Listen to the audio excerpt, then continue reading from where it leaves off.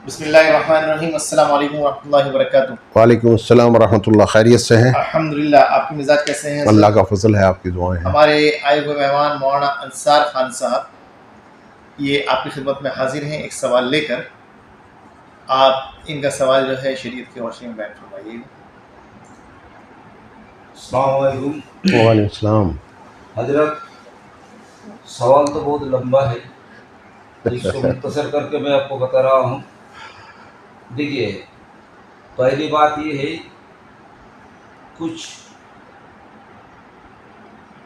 बेअमल आमिल ताबीज़ steel में, तामा में छपा करके लोगों को दे देते हैं कि तुम खिड़की में लगाओ, दरवाजे में लगाओ, गले में लगाओ। उनको कुछ आता होता नहीं कि हम यहाँ से बैठ कर तुम्हारा घर का बंदिश कर दिया। एक जूज़ है। दूसरा जूज़ ये है, तमाम किताब में बुजुर्गान दीन लिखे इन्नहुम यकीदूना कायदा व अकीदू कायदा फमा हिलिल काफिरिन अमिहिम रुवाइदा, एक किल में 25 बार करके चारों कोनों में लगा दो। बाद हजरत अपने मुलफुजात अपने किताब में लिखे हैं कि आयतुल कुर्सी हरा कपड़े में लिख करके चारों कोने में लटका दो। तो मुझे बात समझ में नहीं आती, ये जो तमाम में लिख करके बाज़ार में बेच रहा है कि ये भी लगाओ, कील पढ़ करके ये भी लगाओ, आयतुल कुर्सी भी लगाओ, और कुछ दिन बाद जो हालात घर की वही हालात है। तो फिर आमिल के पास दौड़ते हैं, भाई तुम तो घर बंदिश किए, लेकिन साला जिन उसका आने का जो सिलसिला जारी है कुछ नहीं हुआ। तो ये बात हजरत हमें समझ में नहीं आती, इसको रिसर्च करके आप बताइए। नहीं, पहले तो ये जो आप किताबों का हवाला दे रहे हैं वो वाक़तन मुस्तनद किताबें हैं, मतलब किसकी लिखी हुई किताबें हैं वो जो आप फरमा रहे हैं? देखिए हजरत, उसमें तरह तरह के मुसन्निफ हैं, यानी हमारे बेंगलोर की भी मुसन्निफ है और नहीं, हमारे आमलीन हजरात की किताबें हैं वो। जी जी जी। आमलीन हजरात की अगर किताबें हैं तो उनका कोई एतबार नहीं। उसकी वजह यह है, देखिए मैं आपको एक छोटी सी मिसाल देता हूँ। अभी जैसे आपने फरमाया कि कीलों पे दम करके दे दिया कि ये घर में गाड़नी है, कीले घर में लगानी है, ठोकनी है।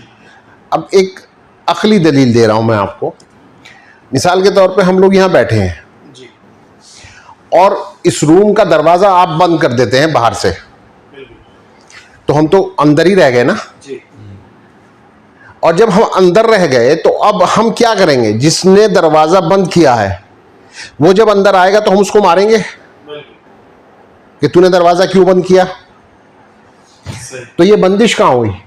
सबसे पहली बात तो ये कि बंदिश का तरीक़ा ही गलत है।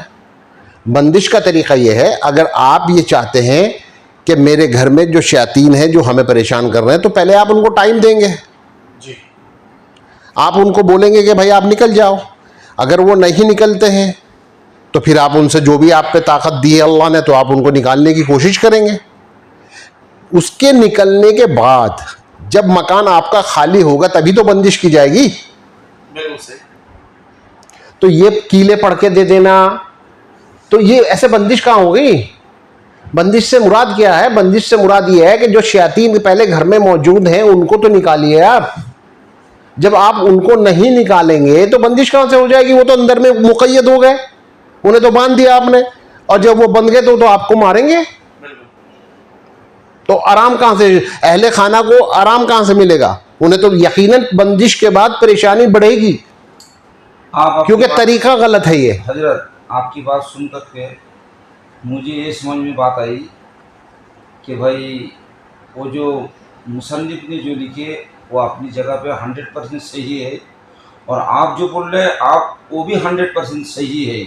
गलत कहाँ है हमको ढूंढना पड़ेगा। गलत ये है, उस सामने वाला जो काम कर रहा है उसको समझ में नहीं आती।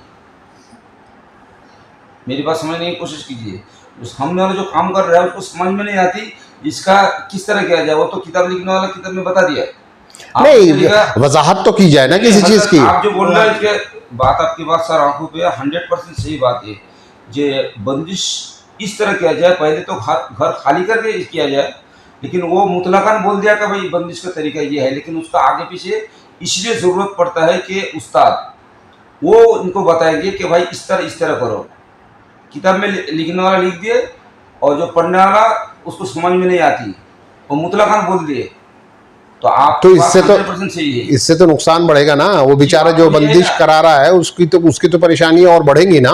तो ये है ना, और मैंने देखा तो नहीं, लेकिन अलबत्ता मैंने सुना है कि बेंगलुरु वगैरह के अंदर तो बाकायदा ऑफिस बने हुए हैं आमलीन हजरात के। अच्छा। हाँ, और बाकायदा उन्होंने रेट फिक्स किए हुए हैं, अगर आप 1 साल की बंदिश कराएंगे तो इतने पैसे लेंगे, 2 साल की बंदिश कराएंगे तो इतने पैसे लेंगे। ये साल की बंदिश का क्या तुक है, क्या है ये? कुछ भी नहीं है, ढोंग है, सिर्फ बेवकूफ़ बनाना है मकसद, और कुछ नहीं है।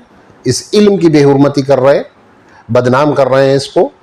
मुझे जहाँ तक मालूमात है हजरत, मैं मुअद्दबना गुजारिश के साथ आपसे रिक्वेस्ट कर रहा हूँ कि जो लोग ऐसा काम करते हैं, पहली बात उसको काम नहीं आता, इसलिए कि जिन्नात के सामने बड़े बड़े मुहद्दिसीन, बड़े बड़े मुबल्लिगीन, बड़े बड़े इमाम और बड़े बड़े मुफ्तियान किराम घुटना टेक देते हैं। देखिए, बात आपकी सही है। मैं असल में मैं आपसे सच्ची बात ये कहता हूँ, मेरा मकसद तो सिर्फ ये है कि आवाम को इसके बारे में एक इल्म मिले, हजरत एक नॉलेज मिले। सुनिए, मैं आमलीन हजरात की मैं बुराई करना भी नहीं चाहता हूँ, नहीं बुराई नहीं कर रहा हूँ, क्योंकि इससे मेरा वजन गिरेगा। इसका मतलब मैं दूध का धुला हुआ, सामने वाला गलत है, तो इसलिए इससे छोटापन लगता है, और ये मतलब मुनासिब भी नहीं है कि आमिलीन को बुरा कहा जाए, लेकिन तरीक़े कार को ज़रूर गलत कहा जाएगा। जो तरीक़ा गलत है तो वो गलत है। बिल्कुल सही। जब गलत को गलत कहा जाएगा तो आमिलीन को बुरा मानने को ये नहीं, उनको तरीका ही नहीं आता। जब हक बात सामने, इसी चीज़ के लिए हम लोग बैठे हैं कि उनको सिरात मुस्तकीम, सीधे रास्ते पे सही लहजा पर काम करे, ताकि कौम को फ़ायदा हो। देखिए, ऐसा है, माँ के पेट से वली तो बहुत कम लोग पैदा होते हैं, माँ के पेट से तो वली कोई पैदा नहीं होता। अलबत्ता ये है कि अपनी इस्लाह के लिए कोशिश की जाए।